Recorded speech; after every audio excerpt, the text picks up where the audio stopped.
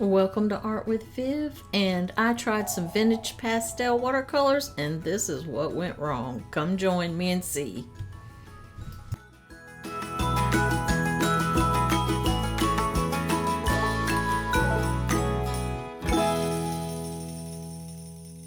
So I've been wanting to try these for a while. I've seen other artists use them, so I finally broke down and bought some watercolor confections, vintage colors. They come in a nice metal tin with some nice mixing areas. Comes with a little card that you can swatch that has the names of the colors, the paint on them, as well as the numbers and the pigment numbers. So I decided I was going to swatch them out first just to see how they felt. And I can't decide. No, I think I'm going to put them, let me turn this thing around so that it's actually matching the way that the colors are printed on the card. So the first thing I noticed is they're pretty thick. They could be really opaque, but the more water you add, of course, the more transparent they become. I like the colors. The vintage colors are gorgeous, really pretty. So I wanted to try all those out. The pigment does feel a little heavy and a little chalky in a way, if that makes sense. But I really like the color, so my imagination started kind of winding up. I was like, oh yeah, I can think of lots of applications for these beautiful vintage colors. And I'm getting them all swatched out just to get the feel of them, and I really like them. The charcoal actually looks like black almost, but it's a pretty black. It's not a flat black like most tube blacks. It has some undertones of color in it. The dusky rose, probably one of my favorites, and then the apple blossom, which is what I'm painting right now. That's really pretty. So there are a lot of, the dusky mauve is okay, but when it dries it looks more brown. The other thing I noticed is usually watercolors dry lighter than they are when they're wet, and these look like they dried a little bit darker. So I went ahead, I sketched out a peony, and I'm going to try to use these watercolors. Now let me just tell you, it was a learning curve for me because I'm so used to really transparent watercolors. And these were more opaque, so I struggled to get the effects that I wanted. That was my first problem, and it has nothing to do with the paints and everything to do with the style that I normally work in, and trying to adjust my style and being so used to just having those transparent colors and having to really work to make them dark.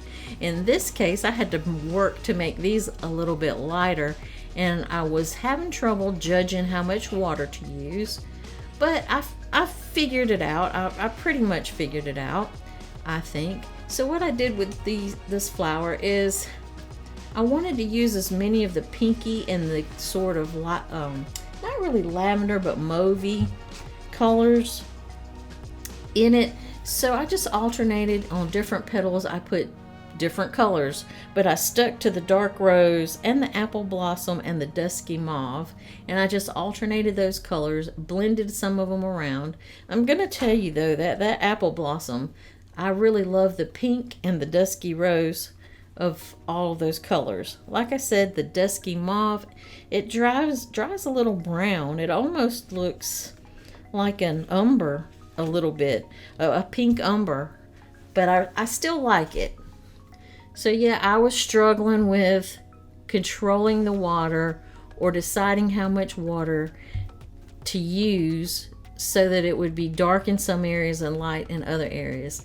So for me, it was almost like I was working the opposite way that I normally do. So I was having to adjust, having a little bit of difficulty with that. I don't know why, but I still like the paint.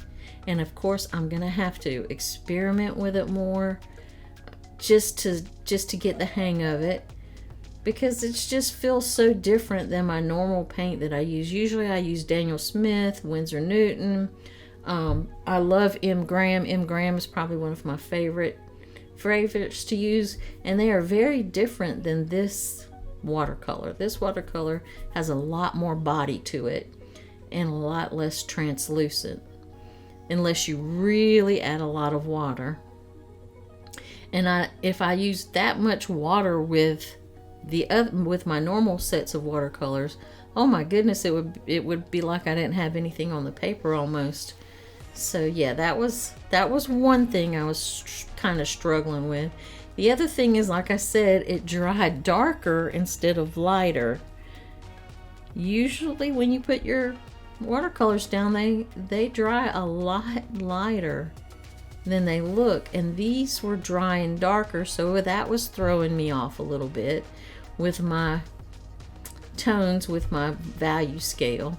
So that threw me off a little bit, but I soldiered on because doggone it, I was not going to let this get the best of me.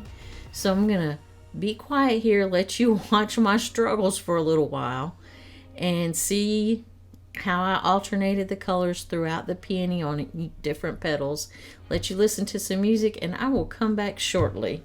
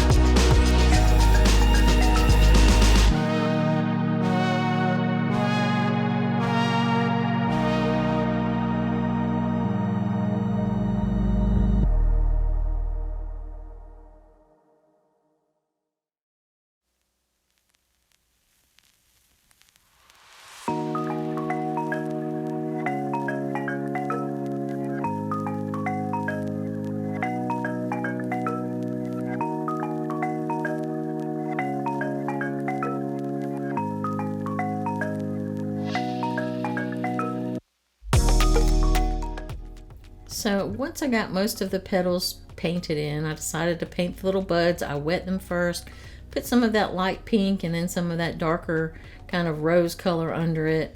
And then I went and lifted a little bit of that water. It had a lot of water just to lighten it up, and wiped it off on my paper towel just to get some of that excess paint up. And went down here, got this little bud, and went ahead and did the same exact thing to it. And after that, I decided I would start on the leaves. Now the leaves were easier. I liked doing the leaves. I don't know why. Maybe by now I have gotten used to how the paint is. So I was just wetting the areas and dropping in some sage. You can also mix the sage with a golden glow. So that's basically what I was doing. I was adding a little golden glow to my sage to get sort of a nice vintagey, olivey looking green. Wet those leaves down, and then I added a little bit of the breezy, which is kind of a blue green, and then I added some of the golden glow. Then I hit up on some of the sage and just sort of mixed them around. And then I took some of that gray and did the shadow. I just dropped it in while it was all wet, let those mix and mingle. And I was really pleased with the way that the leaves looked when they dried. They were really pretty. So the leaves were more fun, and I used 3 or 4 colors on those and just let those mix and mingle. I think they came out really pretty. I really like the leaves. The greens, all the colors are just really pretty on the paper. Actually, this video does not do them justice. They are really pretty.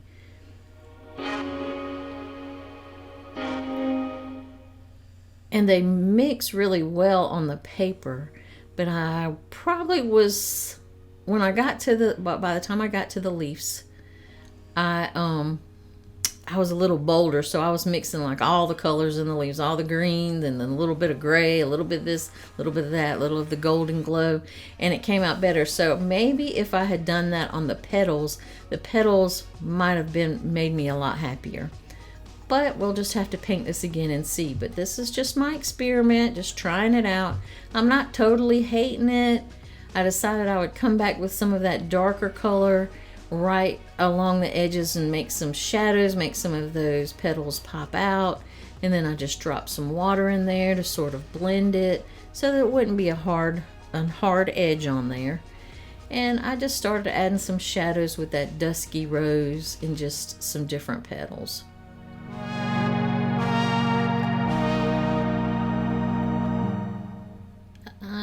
I put some lines there, then decided I didn't like it, and so I just took some water and blended those back out before it dried.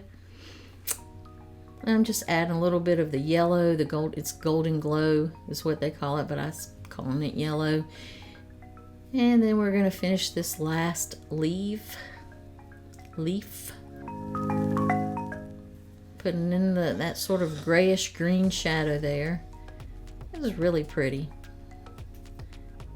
And just adding some of the different greens and blues, and I really like how that looks. So I let that dry completely, and then I said, well, it needs something. So since this is an experiment, I'm just gonna keep working on it. And I got my white gel pen out. I don't know, I've been going crazy with that thing lately. I've been just tracing everything with white gel pen. Hopefully I will get over it soon and I'll move on to something else. But I said, well, maybe if I traced it with the white gel pen, it would look better. And it did add a certain quality to it. I don't think it helped it a lot, but I do think it added just a little extra quality to it. So I'm going to let you watch me outline just for a little bit, let you listen to some music, and I will come back shortly.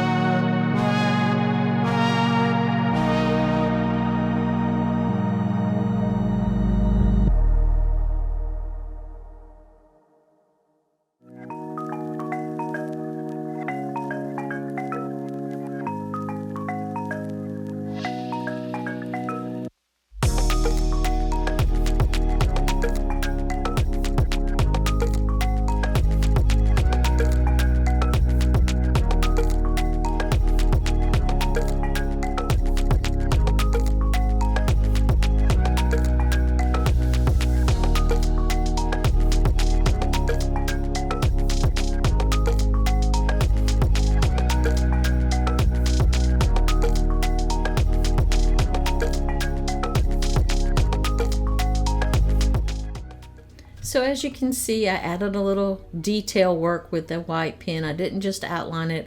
I added a few lines, directional lines, just to give it some texture. Added a few veins in the leaves and just really worked hard on that.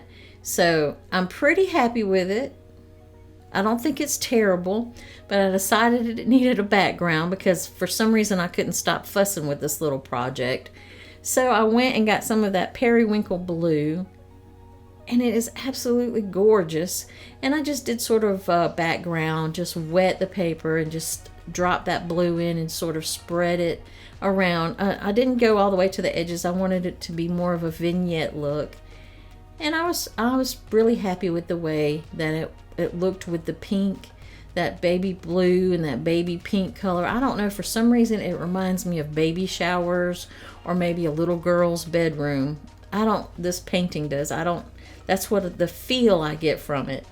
I mean, the Peony is probably a little grown up for that, but just the color scheme and just the feel of it made me think of that the whole time I was painting. I was like, this is just like baby. This is baby stuff. Baby shower, baby nursery, baby stuff.